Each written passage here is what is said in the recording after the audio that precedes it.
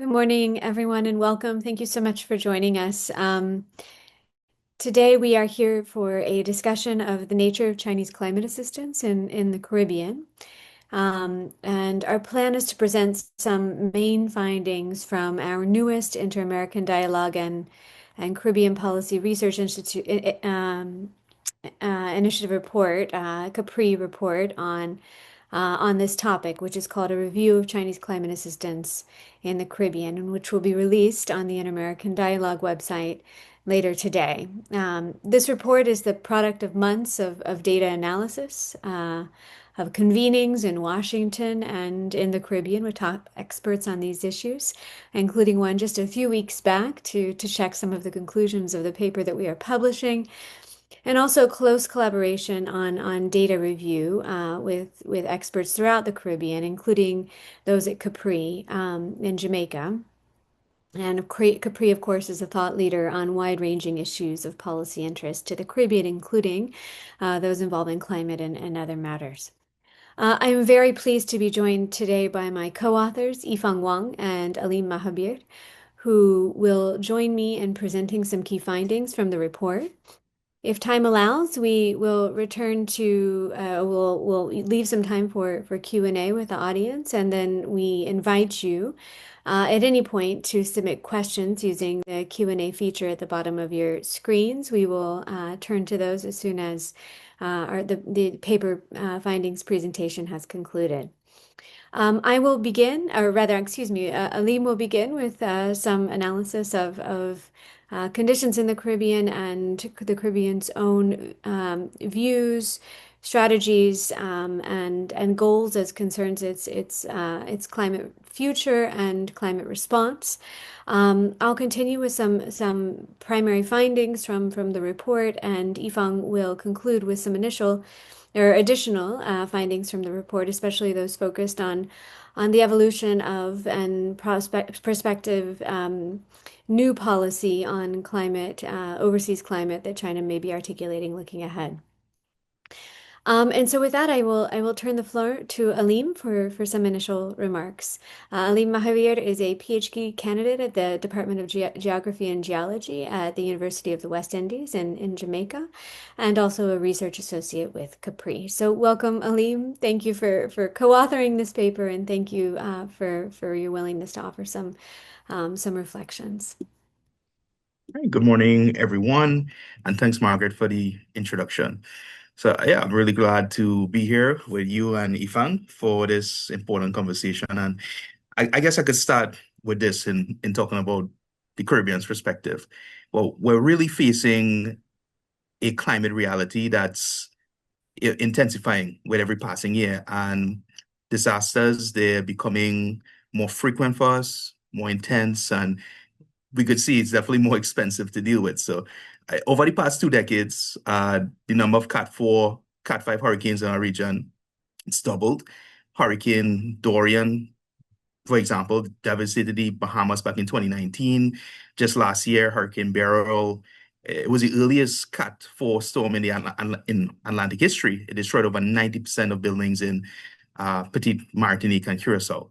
So, and in many cases, these situations, these impacts, they are no longer exceptions, and they're part of a new normal that we're seeing. And, despite contributing less than 1% of global greenhouse gas emissions, the region is on the front lines of this climate crisis. And it's not just hurricanes. We have increased frequent intensity of droughts, greater sea level rise, extreme heat, and it's definitely affecting our economies. We need new infrastructure to deal with it, and it's affecting the way we live. So the scale of the challenge, it's staggering for us. And to put it in monetary terms, we'll need around 100 billion in adaptation investment, which translates to about 1/3 of our total economic output in the region, roughly. So, yeah, it's not a challenge we can meet through isolated projects or short-term fixes. It's going to require a lot of long-term commitment, a lot of strategic alignment, and regional institutions, we have to be empowered to take the lead. So, setting the stage here, I want to continue by giving an honest picture, of where we stand in terms of readiness, and also against the backdrop of the international assistance landscape. Um, on the preparedness front, I think the region has made good progress, and most CARICOM countries, we now have national adaptation plans. We have a number of disaster risk frameworks that are evolving, and a number of regional institutions that have, stepped in over the years.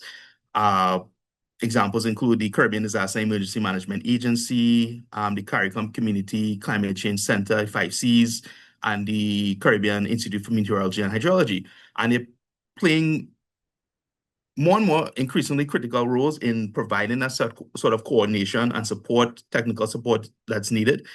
And more countries in the region are working to embed that resilience into national development strategies. So not just reacting to disasters or planning ahead. But as we know, planning and implementation are two very different things. Many governments in the Caribbean, those of us who live and work in the Caribbean know, we often have to grapple with limited human financial resources, and there's still a sort of institutional fragmentation that might slow us down. And there's also a financing gap as well. And often cases we're stuck in a kind of limbo. Uh, Often we might be considered too developed to access concessional finance, but at the same time too vulnerable and indebted to take on market rate loans. With many cases, debt to GDP is 80% or higher in a lot of countries, and climate change is expected to compound those debts even further.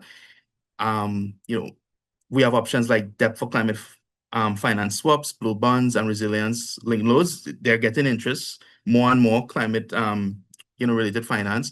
But those mechanisms, they still had the scale, and they often rely on a lot of negotiation going on and donor goodwill.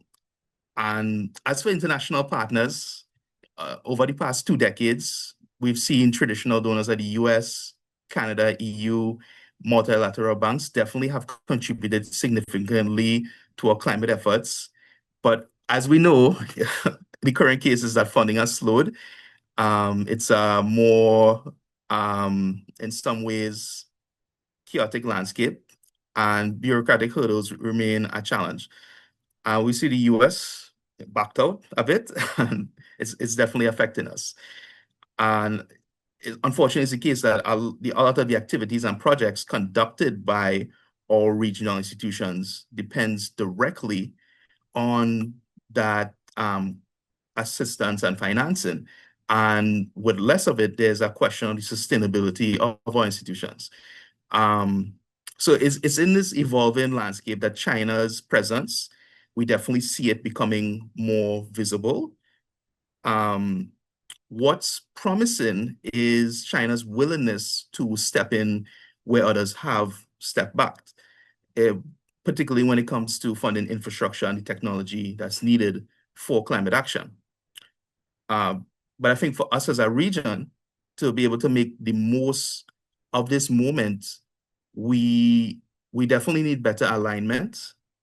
Um, for example, different regional frameworks or updated regional framework for climate resilience that's being drafted, and definitely more robust coordination within and among our core institutions.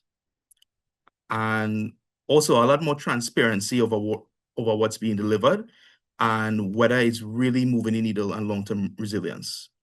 So I think to sum it up, the Caribbean, we have done a lot of hard work in terms of building, strong institutional and policy foundations for climate action. We've led in climate diplomacy, despite our small size, but we still remain fiscally constrained. In some cases, overstretched technically, and still having to navigate a financing system that in many cases may not work for us as small island developing states as best as it should. So as new partners like China engage more deeply, the challenge and opportunity for us is to ensure those engagements continue to support the region and support our long-term vision. Um, I think I'll leave it at that. So with that, I'm looking forward to Margaret's analysis and Yifang's reflections as well. And thanks again. And I'm here and excited to continue the conversation. Thank you, Alim. That's a terrific framing, I think, for the paper itself, right? And we aim to sort of make a lot of those points and elaborate on some of them in the report, but then also a perfect introduction to the next section, wherein we do go into, kind of the nature, the breadth, the depth, and the manifestation essentially of Chinese climate assistance in the Caribbean context. Let me talk just very briefly about what prompted this analysis. This is a project that was funded by Open Society Foundations and a collaborative effort throughout with CAPRI and between CAPRI and the Inter-American Dialogue and wide-ranging other experts that were willing to very kindly and generously share their time and perspectives with us and even some critical data that has facilitated our analysis. The Inter-American Dialogue has for many years been committed to understanding the nature of Chinese engagement with Latin America and the Caribbean across many domains, right? We've done a lot on FDI and of course on finance as well. And this report, was really an attempt to look beyond China's purely economic engagement to understand the nature and evolution of Chinese climate assistance, in this case to the Caribbean specifically, which, is a fundamental feature of what China is doing in the Caribbean, certainly is something that China has sought to amplify from a communications perspective in its engagements with the Caribbean. And so something that we really wanted to understand in more depth, and especially from the perspective that Alim noted, to understand, how this aligns with the Caribbean's own strategies and interests. We set out about a year ago to assess the main forms and features of Chinese climate assistance across much of the Caribbean, not the entire region. To also reconcile Chinese climate diplomacy and messaging with accounts of what China is doing on the ground, and then to examine in some depth the nature of Chinese climate policy and decision making, which is fundamental in guiding what will be happening in the coming years. And my colleague Yifang will elaborate a bit on that analysis. So amid concerns, and Alim has stated this already very, very clearly, but amid concerns about the future, especially of U.S. climate assistance to the Caribbean and efforts to leverage other partners in support of what Alim has described and many others have described, right, as truly urgent needs. Um, this report is motivated by a belief that Caribbean decision makers will indeed benefit from a clearer understanding of the extent and nature of climate assistance by all its partners. But this, of course, this analysis is focused on China. Amid efforts, obviously, to evaluate, coordinate, leverage assistance with the region's existing policy frameworks and the international landscape in mind. So given our limited time here this morning, allow me to use just a few minutes to share some main findings from our research, which are based on data that we compiled and curated, right, on China's direct climate engagement from 2013 to 2023 among the 15 nations that comprise CARICOM, including those that maintain ties to Taiwan, and then also Cuba, Haiti, and the Dominican Republic, given that a lot of China's assistance is in fact directed toward those countries, or at least Cuba and the DR. There is an absence of a standard Chinese definition of overseas climate cooperation, right? And so in this absence, and in the absence, frankly, of a Chinese Caribbean climate policy at all, the authors, Alim, Yifang, and myself, really had to come up with our own definition. And in this report, we consider China's climate assistance, its cooperation and outreach in the Caribbean to include a handful of things, right? The first is the direct provision of financing. So that includes export credits for things that are climate related, be that adaptation or resilience related, or mitigation related, as the case may be, right? Donations, these can be donations that are humanitarian assistance, disaster relief donations, or others that are assisting the Caribbean in achieving wide-ranging climate-related goals. Technical cooperation, certainly, educational outreach on climate-related issues, and also foreign direct investment we include here, and that includes infrastructure development that China describes as climate related, whether in support of disaster relief, building buildings that were destroyed by a hurricane, for instance, or energy transition. Food security also factors here quite considerably, or other forms of climate related recovery or resilience. Um, the delivery of low cost, high tech inputs, energy inputs, renewable energy inputs, for instance, solar, wind, can, of course, be supportive of climate objectives in some parts of the Caribbean, but we have not included bilateral trade as a form of climate assistance unless conducted as part of a grant loan or investment project. By the same token, Chinese company construction contracts are excluded unless part of a broader Chinese government financing or agreement.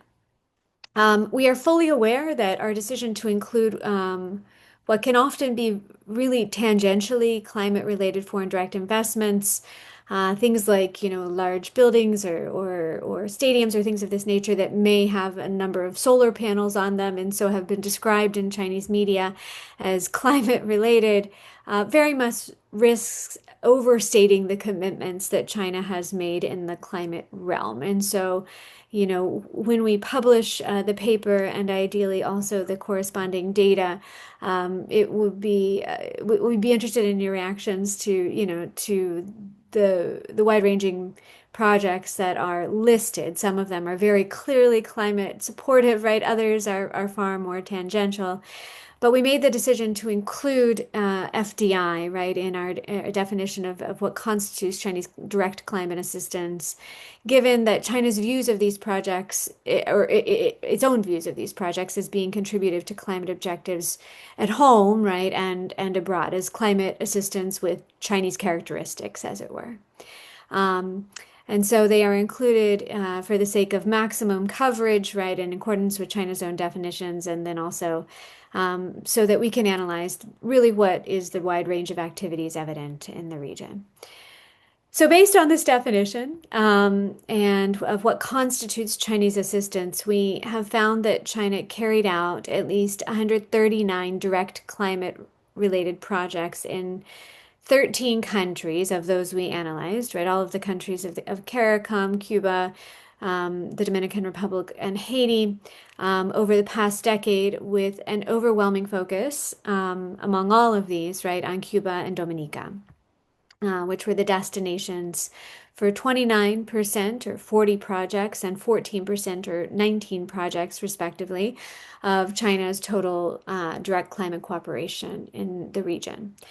The total dollar value of these contributions is exceedingly difficult to calculate given the lack of public information and reporting on many of these activities, but there are 65 or approximately 65% of the projects in our data set did report a dollar value, and of those, the total was approximately $4 billion.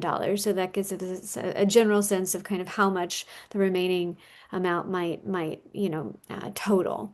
And that amount was calculated using the exchange rate at the day of the project announcement. In practice, these projects have ranged from multi-million dollar credits, right, for the purchase of Chinese equipment, such as for the construction of the 20 megawatt Jesus Rabe biomass power plant in Cuba, um, to various forms of technical and educational outreach, including a 2018 training for 20 Jamaican students on water supply and wastewater treatment technology, things of this nature. So really very large projects and then very, very small projects. It's a wide range. A closer review of these projects, which we spent considerable time doing, right, reveals a handful of key takeaways.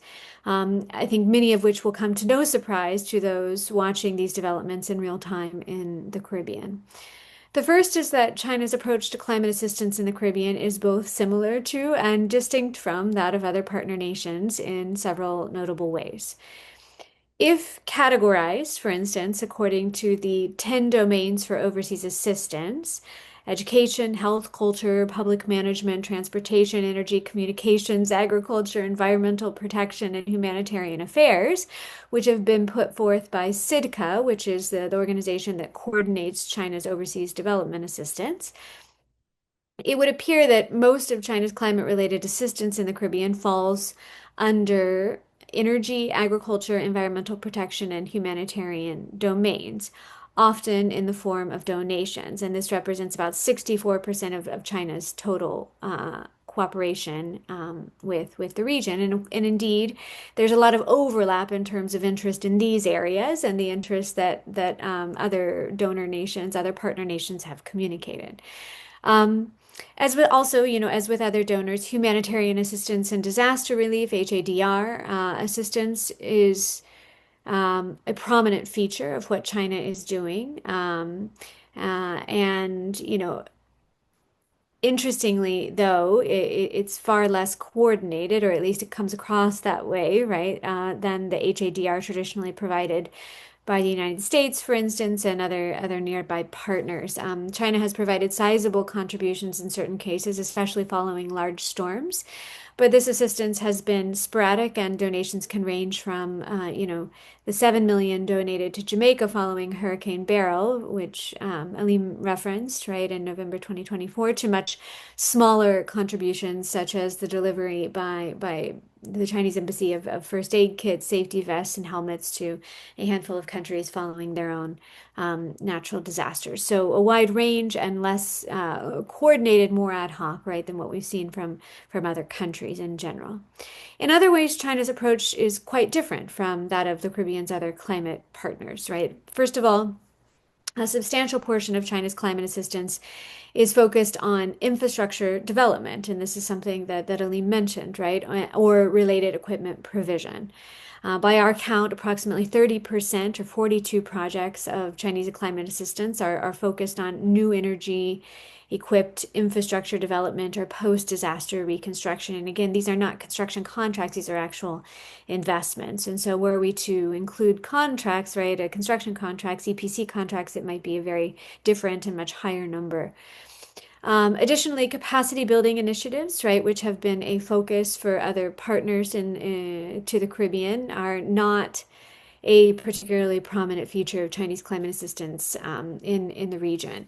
Canada, Europe, Japan, and the United States have historically focused on climate-related capacity building through capacity building grants, right, aiming to equip governments or local civil society to carry out projects on their own. Or in coordination with institutions such as the IMF or the IDB or World Bank or the CARICOM system. This is not and has not been a feature of Chinese climate assistance in to the degree that we've seen from other countries. The focus is much more on other things: humanitarian assistance, disaster relief, infrastructure provision, and other areas, which I'll mention in just a bit. And then another really important distinction is that, and this is not, specific to the Caribbean by any means, but unlike many of the Caribbean's other international partners, China has resolutely upheld the exportation of low-cost green technology and equipment and related market-seeking investment as a primary component of its direct climate assistance. The exportation, for instance, of EVs or of solar panels or of wind equipment or of wide-ranging other technology that is either directly or tangentially climate related is something that China has promoted extensively globally as part of its global climate contribution. This notion is embraced by some in the world and rejected by others. This definition of including these sorts of activities as part of a broader definition of climate assistance. But nevertheless, this is a distinguishing characteristic, obviously, and also related to China's efforts to overproduce in some of these areas and to offload some of this excess capacity on countries across the globe, including within the global south.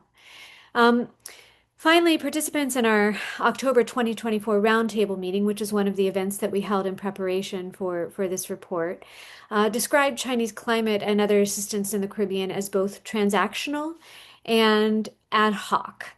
And by that they meant, that in practice, many of China's climate-related activities in the Caribbean have originated not as part of an overarching climate strategy for the region, but in consultation with or at the behest of host country leadership. So it's going to countries asking what they need, which I mean, it's very demand-driven approach, but there's very little overarching strategy, right, that is guiding what it is that China is doing, or nor is there a real commitment to monitoring, evaluating the outcomes and effects of the various projects and donations and other contributions that China is making that would have some sort, presumably some degree of climate impact, or at least are described as such.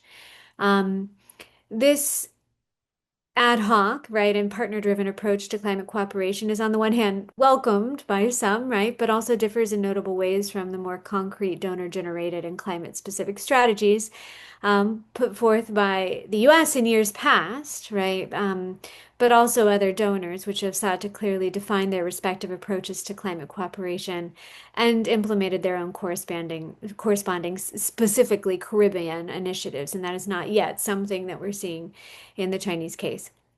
And this is, of course, something also, as I think Yifeng will reference, that Chinese experts, Chinese officials in some cases have noted and have sought to address in the Chinese policy space.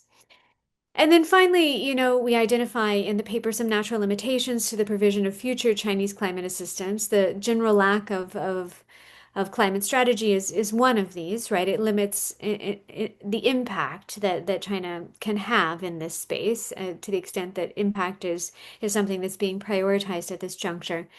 And, in other cases, there are other structural limitations that perhaps Yifeng will touch on that, may impact the extent to which China will engage in some spaces and not others in the coming years. And of course, that's critical information for China's Caribbean partners to understand as they look to achieve certain goals and to maximize the benefit of their partnerships with China on these issues. Um, Looking ahead, just to conclude very quickly, it's clear that climate assistance in its various forms and from wide-ranging partners, not just China, will be welcomed by the Caribbean region. It's fundamental, as Alim has noted, and their concern is that this assistance is diminishing, right? Not anything else really, but investments, you know, I think, and exports, in addition to other forms of climate assistance, will also be welcome and be seen as advancing energy transition and food security, all of which are, critical components of a comprehensive climate and resilience strategy. Um, Despite China's relative lack of strategy in the delivery of climate assistance to the region, China, also will remain a much sought after partner for Caribbean countries. Um, but just as Alima mentioned, right, a careful and collaborative review of the nature of Chinese engagement and the policies governing it, beginning with efforts of the sort undertaken here, which we consider to be just the tip of the iceberg, just a beginning analysis, dipping our toe into this issue. But the more work done to quantify and characterize Chinese assistance would do much to align Chinese assistance, I think, with critical regional needs while also ensuring that Chinese platforms and pledges are fully leveraged. Um, I would say then, also just before we turn to Yifeng, looking ahead, it will be critical to determine the extent to which also, and this is something we touch on in the report, but need to do more on looking ahead, right? The extent to which Chinese assistance aligns with the Caribbean's own stated priorities. And certainly this is something that Alim also has highlighted. So we hope that this report will be of interest. We hope that it will prompt new questions, new lines of questioning, new research initiatives, and would be thrilled to be part of a broader effort to continue to analyze not just what China is doing in this space, but what other partners are as well, in the hope of, of better leveraging the assistance that's there at a moment of great global flux and a moment when, the provision of climate assistance is in general heading in the wrong direction. And with that, I will be turning to Yifeng for an analysis of the policy landscape in China and how it may be evolving. Thank you.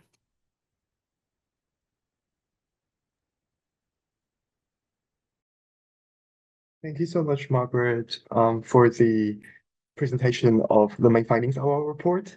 From my end, we believe that to understand climate cooperation as a policy or framing, both for this research and also navigating the future trend of Chinese climate action in the region, our report adopted a methodology that accounted for the multifaceted nature of Chinese climate policy making. In our analysis in producing this report, there are two main approaches that we consider important in understanding Chinese climate assistance as a policy, as we did accounted for. The first of which is that of the policy or slash the narrative landscape of Chinese climate assistance policy, or in more detail, who are the main agents slash institutions that are doing all those climate outreach. And secondly, why do we see all those kind of different policies and this kind of multifaceted nature? What we have seen in this report is that there's a web of policy interlocutors that are that has overlapping responsibilities and overlapping policy concentrations in the climate cooperation arena. At the top, we have the State Council and also CITCA, which is the Chinese governmental agency, who is usually carried by the China Aid logo. And then at the ministerial level, we have Ministry of Foreign Affairs, who is in charge of the implementations and sometimes doing the channeling, both that of diplomatic and also public relations nature.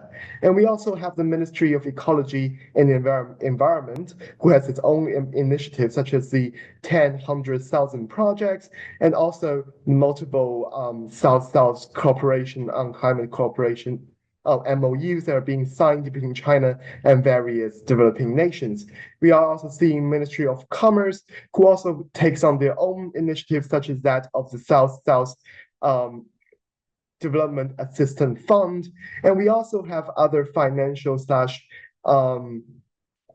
developmental finance institution agents, such as that of the CDB, China Exim Bank, Asian Development Bank, and also Ministry of Finance, who is in charge of financing those different kinds of projects.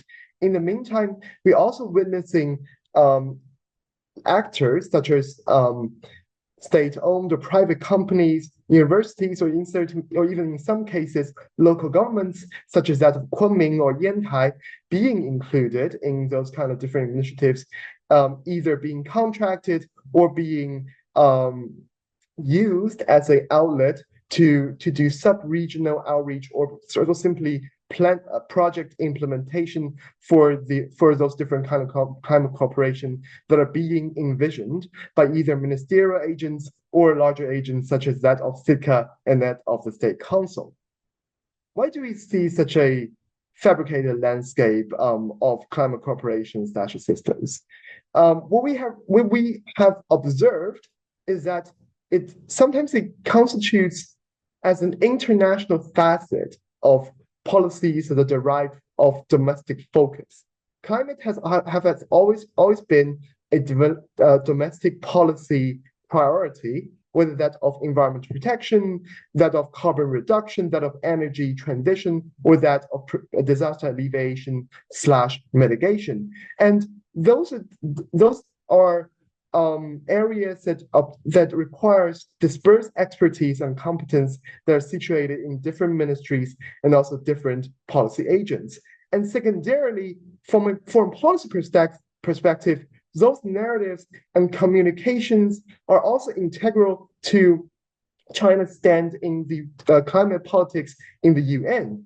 in which China as the biggest emitter and also self-propose itself as as a developing nation who's heralding climate cooperation and also carbon reduction. It's trying to align itself uh, with other southern nations and developing nations from a South-South alignment perspective. And they're trying to justify their approach as being different vis-a-vis other Western countries as um, as their narrative suggests. So this moves us to the policy dynamics, or so to speak, in two facets. How do all those narratives and messaging evolves, and what is actually the policy trend in the future? In our methodology, we tried to collect all the ambassadorial remarks of Chinese ambassadors in the Caribbean. And what we have observed is that before 2019, we're seeing BRI and infrastructure being the most associated framing when mentioned in conjunction with climate-related keywords. After 2021, we're seeing more mentions of the three initiatives, which are the Global Development Initiative, Global Security Initiative, and also the Global Solidarity Initiative. In 2024 and also 2023, we're seeing a huge spike of the mentioning of exports with climate-related keywords. And we also see poverty alleviation peaked around 2019, and then we're observing a slow decline of its mention when mentioned in conjunction with climate-related words. And as for the constant, we've been seeing aid, food security, disaster alleviation, and prevention being constantly mentioned as a framing or as a component of climate-related messaging when being mentioned by Chinese ambassadors in the Caribbean region. So from this kind of messaging landscape, what do we derive from it? Seeing from the narrative on climate assistance and cooperation, we're seeing this trend of it being treated as sort of like bundling, both with domestic policy and also diplomatic / international narratives, which means that it's a bundling of various works, either that of the Ministry of Ecology or Environment, or that of the Ministry of Commerce. And secondly, the bundling of different policy outcomes and messaging, which is often being used by Chinese government representatives on international stage, such as that of the UN or Small Island Developing States Conference, when they try and use numbers such as they have signed over 50 South-South climate cooperation MOUs, have already implemented over 150 climate adaptation / mitigation projects. Those are all bundlings of different policy outcomes and messaging. And with regard to climate assistance as a whole, and this is, I guess, a very good way to conclude my portion, is that we are seeing a dual focus here. First is that of a domestic / economic focus of China's climate assistance approach, which we start by seeing an approach on infrastructure, which was China's focus during the BI 1.0 period. And then we see this focus being moved into associating climate cooperation with new infrastructure or the export of clean technology. And secondly, we are seeing that those climate assistance in messaging often seems to be connected with China's foreign policy aims. That is either in promotion of BRI or green BRI framings, or that in promotion of South-South solidarity, or that of trying to claim developing country trust and also support on UN forums. And with that, that is all of the portion.